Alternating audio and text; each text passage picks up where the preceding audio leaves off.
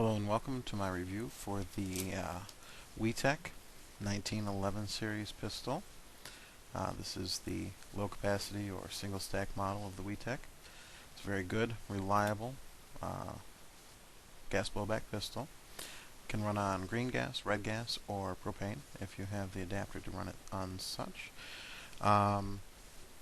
This is an all metal series pistol. Slide, barrel, inner barrel, frame, trigger, hammer, you name it, everything on this pistol is metal. The only part that is not metal are the plastic scales here on the handle. They do have a nice checkering to them, not very slippery. Have heard some complaints that if your hands get sweaty or if it's wet that these do become slippery. I've never had a problem with that. The front strap of the handle is checkered as well, nice rough checker there. The flat mainspring housing, also checkered. Really positive sure grip on this pistol. And it's the 1911 series, which is probably one of the most ergonomic and comfortable guns ever made. Beautiful gun. So this is the WeTech version, gas blowback. This is the tactical model. It has some nice features like front cocking serrations right here, as well as the normal serrations in the back. Has the Novak style low mount rear sight and white dot front sight. Get a pretty good sight picture in here. 2 white dots in the back, 1 white dot in the front. Match it all up. Very easy to see. Nice skeletonized trigger, although it's not really going to change much for you. It's kind of a nice looking feature.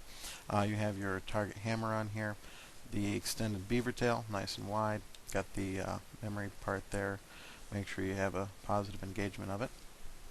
You also have the ambidextrous thumb safety, which is, if you can see that, right there on both sides. You can hit the lever, so that's nice for all you southpaws. It's also extended and widened from the original 1911 model. Like I said, very good, reliable gun. Go ahead and take a look at the magazine here. Magazine holds about 15 rounds. I haven't counted recently, but that's what they say, 15 rounds. As I said before, green gas, red gas, even propane will work in this gun. I use only propane. Little tidbit, if you're going to use propane to save money, you're going to want to lubricate the magazines on a more regular basis, because the only difference between propane and green gas is that green gas has silicone lubricant in it and propane does not. So you're going to want to lubricate your mags. Magazines, nice metal construction here. Base plate is metal as well, although it's not quite as sturdy. More on that later. And then the top portion here is plastic, so there's a little plastic part on the magazine. If you do want to take it apart and clean it for any reason or lubricate it, one problem that does pop up is sometimes these magazines will leak.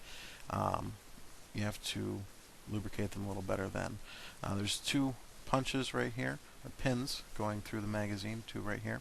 There's also 1 right here at the top. To remove parts of the magazine, simply push those pins out, and the bottom piece here will come out, and you can lubricate the actual O-ring on it, or do anything you need to. You can replace the cap. I actually had to do that. These caps are about $5. Operator error, wasn't my fault, but someone ejected the magazine, dropped it on concrete, and broke the little retention pins that keep it in. So I did have to replace that. Easy fix, like I said, about $5 from most companies. You can also replace this top part here with the follower and the valves. Those can be removed the same way. Push the pin out, lifts right out. That's the magazine. Onto the actual gun itself. Works basically just like a real 1911. If you have any experience with firearms, simply cock the slide back, let it go forward.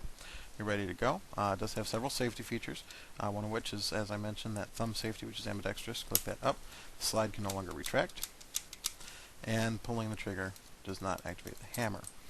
Second safety on the gun is the grip safety. If this is not depressed, pulling on the trigger will not activate the hammer. If it is depressed and the safety is in the down or off position, there it goes. Takedown, very, very simple on this if you've ever handled a real 1911. If you haven't, it's still very simple. There are a couple of notches in the slide. There's a long one right here, and that is the notch if you have an empty magazine in the gun, and you retract the slide catch will lock up into that notch. That's to let you know that the gun is empty while you're firing it, or if you're just checking to see if it's empty, it'll lock back when it's empty. Obviously, without a magazine in it, it will not work because it's the magazine that actually actuates the slide stop.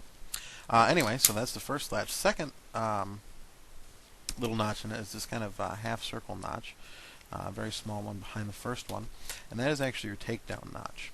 All you really have to do is there's a little kind of button right here on the right side of the gun that is the continuation of the slide catch.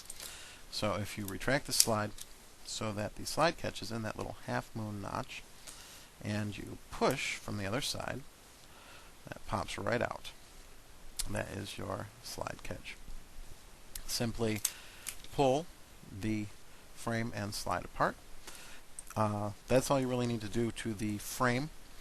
I wouldn't recommend taking it down any further than that. You definitely don't need to do it to clean it. Just get a rag in there, kind of wipe it off, lubricate the rails, and that's pretty much ready to go. Also, while it's like this, do not pull the trigger. Just leave it as is. Go ahead and set it aside. You don't even need it for right now.